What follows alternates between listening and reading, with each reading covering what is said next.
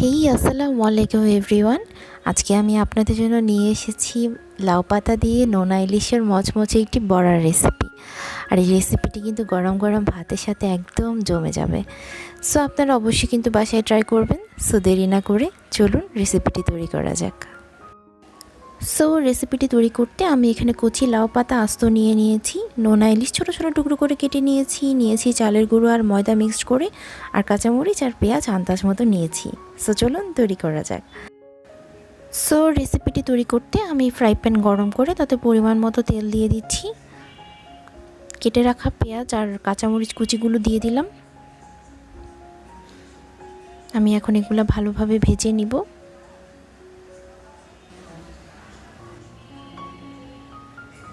আমি এখন এর মধ্যে কেটে রাখা নোনা ইলিশের টুকরোগুলোকে দিয়ে দিচ্ছি। বন্ধুরা, আমি কিন্তু নোনা ইলিশের টুকরোগুলোকে আগেই ভালোভাবে গরম পানি দিয়ে ধুয়ে ছোটো ছোটো টুকরো করে নিয়েছি। অবশ্যই চেষ্টা করবেন ছোটো টুকরো করে নেয়ার, তাতে খাবারের মধ্যে ফ্লেভারটা ভালো আসে। সো এখানে সামান্য পরিমাণ লবণ দিয়ে দিলাম আমি। যেহেতু নোনা ইলিশের মধ্যে লবণ থাকে, সো লবণের পরিমাণটা সামান্য হবে।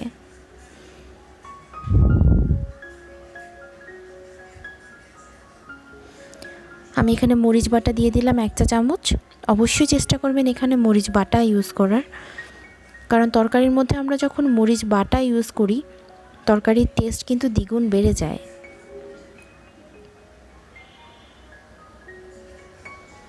সো আমি খুব ভালোভাবে ভেজে নিচ্ছি। আমি এর মধ্যে সামান্য পরিমাণ পানি দিয়ে দিলাম, কারণ নোনা ইলিশগুলো ভালোভাবে সিদ্ধ হতে হবে, না হলে নরম হবে না।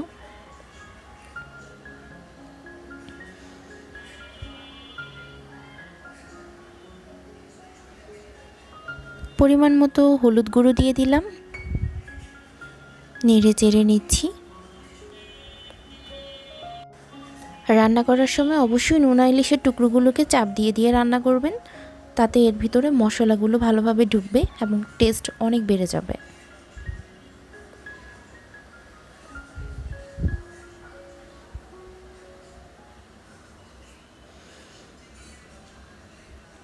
সো আমি খুব ভালোভাবে ভেজে নিচ্ছি, একদম চাপ দিয়ে দিয়ে ভেজে নিচ্ছি। আপনারা কিন্তু অবশ্যই চুলার আঁচটি মিডিয়াম রাখবেন। মিডিয়াম আঁচে রান্না করলে খাবারের টেস্ট অনেক বেড়ে যায়। সো আমার তরকারিটি প্রায় হয়ে এসেছে, আমি এখন নামিয়ে নিব।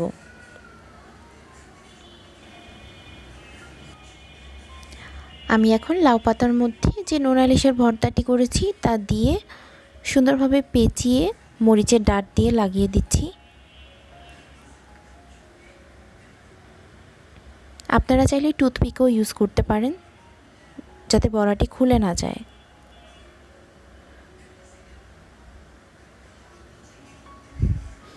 সো দেখুন আমার বড়াটি হয়ে গেল, এখন আমি ভেজে নিব। সো কড়াইটি গরম করে আমি এখন এর মধ্যে ভাজার জন্য তেল দিয়ে দিচ্ছি।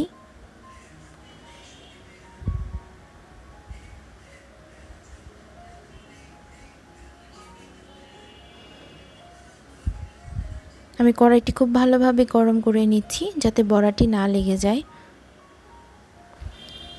আমি এখন যে মিশ্রণটি বানিয়ে রেখেছিলাম তার মধ্যে বড়াগুলো ডুবিয়ে তেলে দিয়ে দিলাম। এক এক করে ভেজে নিব আমি এখন। বন্ধুরা, আমি বড়ার শেপগুলো খুব সুন্দরভাবে দিতে পারি না, আপনারা চাইলে আরও অনেক সুন্দর করে বানিয়ে নিতে পারবেন।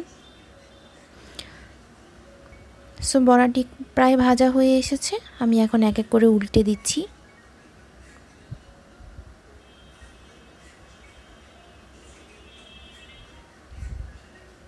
এই বড়াটি কিন্তু গরম গরম ভাতের সাথে খেতে অনেক সুস্বাদু হয়। আমার পরিবারের সবাই অনেক পছন্দ করে।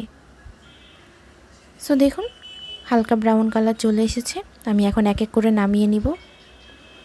এরকমভাবে আমি সবগুলো ভেজে নিব এক এক করে। সো বন্ধুরা, তৈরি হয়ে গেল আমার লাউ পাতা দিয়ে নোনা ইলিশের মচমচে বড়া।